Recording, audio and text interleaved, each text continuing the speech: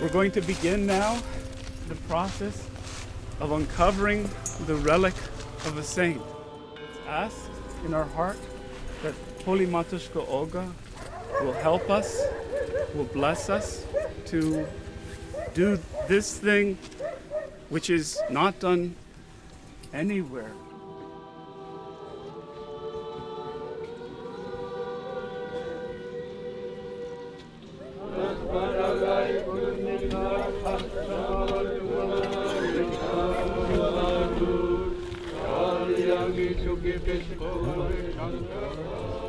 Fathers, the rope is long enough, put it around your shoulders.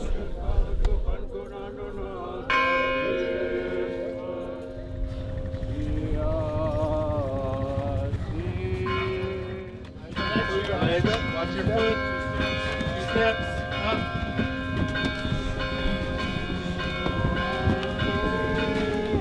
These flowers and these things inside of here are relics. They're holy, they're to be kept, they're to be cherished. The immediate family of Matushka Olga should please come forward first and take the things that you would like, and then you may take and then the rest, okay?